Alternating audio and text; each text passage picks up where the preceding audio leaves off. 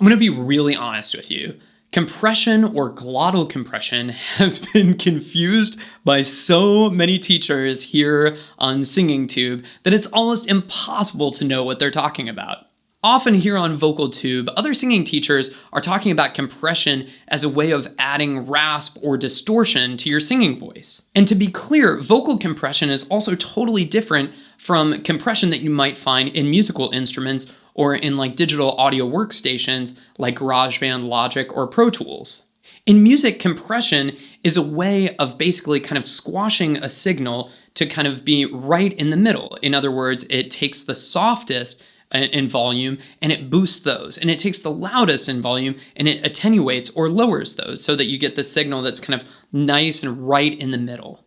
Wait, so compression isn't distortion, and it's also not what I'm gonna find in GarageBand, so what is compression? Well, in vocals, compression or glottal compression refers to the full, warm, and rich vocal tone that you get when the vocal cords are closing completely and vibrating against the air that's coming up from your lungs. And kind of like instrumental compression, vocal compression does involve volume, but only indirectly.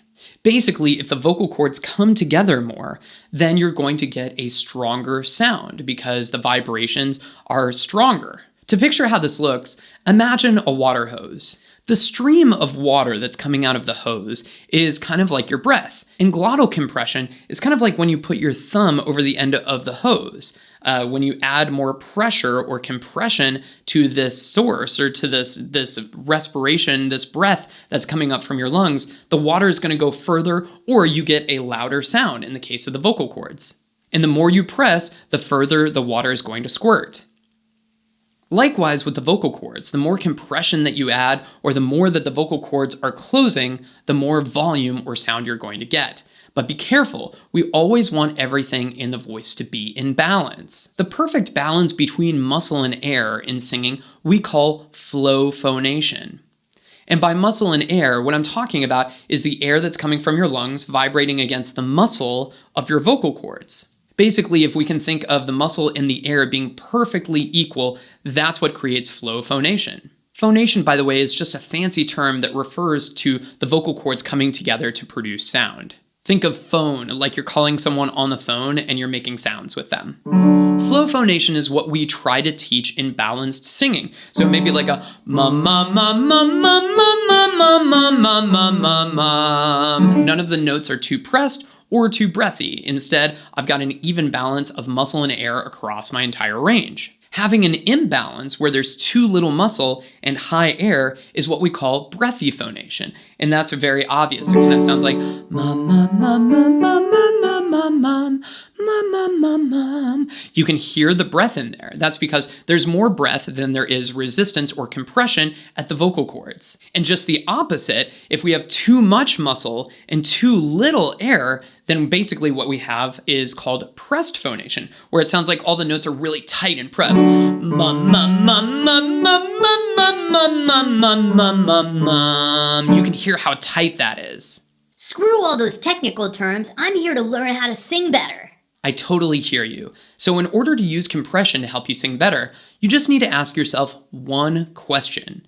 Are you singing too pressed or too brassy or too tight? Or are you singing too breathy or airy? If you're not sure, take a quick recording of yourself singing something. Is the tone light, airy, and kind of dull?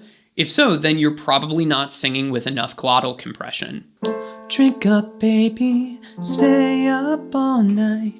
With the things you can do, you won't, but you might. However, if your tone is brassy, rich, and really resonant, then you're probably singing with either enough compression or maybe even too much. Drink up, baby, stay up all night. With the things you can do, you won't, but you might. Remember, we always want the voice to be in balance. Too much press and we have pressed phonation. Too breathy and we have breathy phonation. Instead, we want it right in the middle.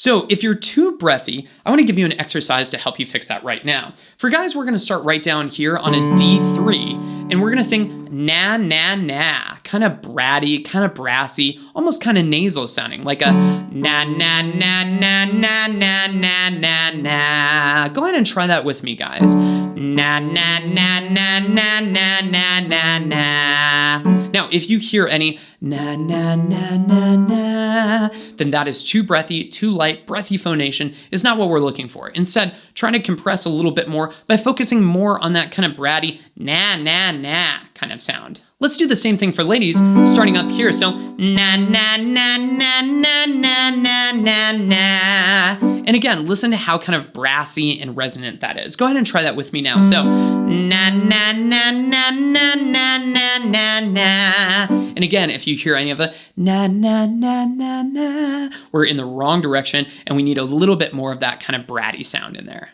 If, however, your voice is already really brassy and bright and resonant, and maybe even a little too much, like you're saying, ah, then what we can do is we can try a different exercise to kind of loosen that up so that you can feel what that balanced compression would feel like. So for guys, we're gonna go ahead and start down here again on this 5-tone scale down on D3, but this time we're gonna try that on F, like fudge. So let's try that on F, F, F, F, F, F, F, F, F. And again, if you hear any of that F, F, F, F, F, we're probably going the wrong way. You want it to be right in the middle, so it's like F, F, F, F, F, F, F, F, F, like you're saying the word fudge. Ladies, let's do the same thing right here up on this G3. So we're gonna go fa fa fa fa fa fa fa fa fa.